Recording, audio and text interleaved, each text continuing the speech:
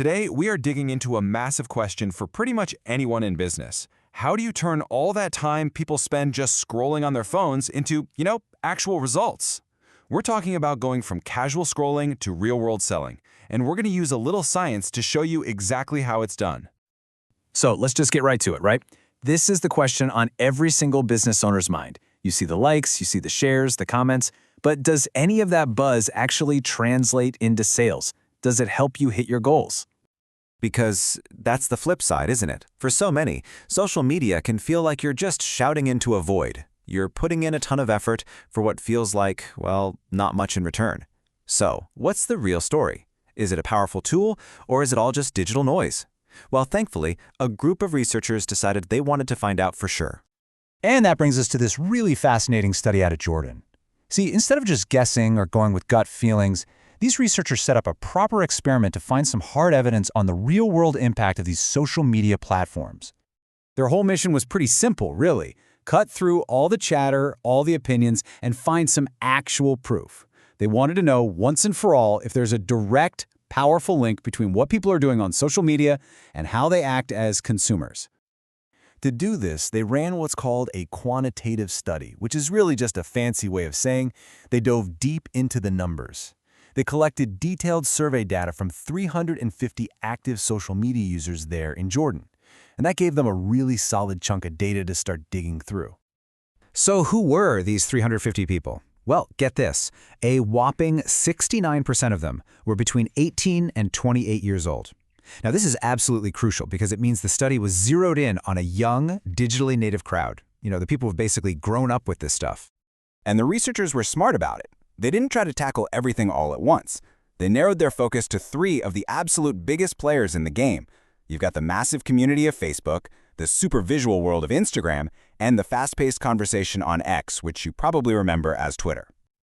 All right, so after surveying all these people about these specific platforms, what did they actually find? This is where we get to the big verdict. Did these platforms really move the needle for businesses? Let's see. Okay, now before I show you the results, just a quick heads up on a term you're about to see. When the study says a hypothesis was supported, that's just some science speak for, yep, we found a direct and powerful link. It means the connection isn't just a coincidence, it's the real deal. And here you have it. For Facebook, for Instagram, and for X, the answer was a huge, resounding yes. The researchers' ideas were supported right across the board.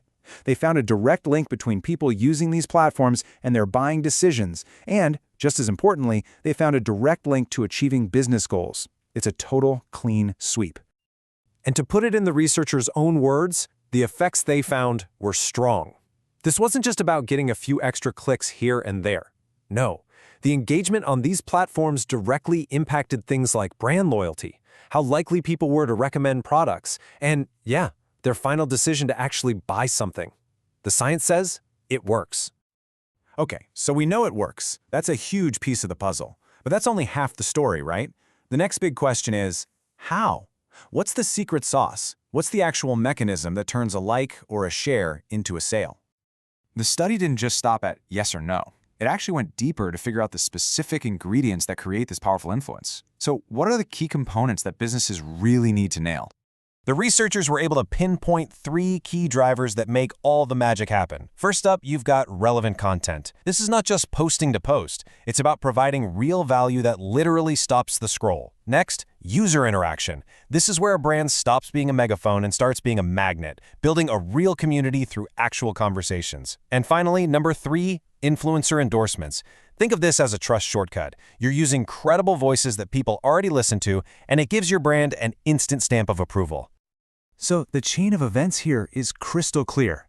You get those 3 things right: the content, the interaction, and the endorsements, and you directly start to shape how consumers behave. And when you can do that, well, that's when you start hitting your business goals. It's a straight line from strategy to success. So let's bring this all together. How do you turn all this data into something you can actually use? What does this study from Jordan mean for your business, no matter where you are in the world? This really breaks down both sides of the screen. For businesses, the message couldn't be clearer. Use these platforms with a plan to build your reputation and to drive sales. And for all of us as consumers, it's a little reminder that our perceptions, our loyalty, even what we choose to buy, it's all being actively shaped by these online interactions every single day. So how do you put all this science into action? Well, the study's conclusions point to a pretty clear playbook. To nail that relevant content piece, invest in targeted ads to get your message in front of the people who actually want to see it. For user interaction, you've got to go beyond just posting. Use features like stories on Instagram or threads on X to really get people talking.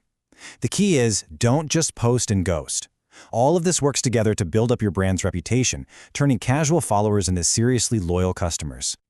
So there you have it. The evidence is in. Social media isn't just random noise. It's a science. We've seen the data, we've seen how it works, and we've seen the strategies. So the only real question left is, for you, now that you know the science behind turning scrolling into selling, how are you going to use it?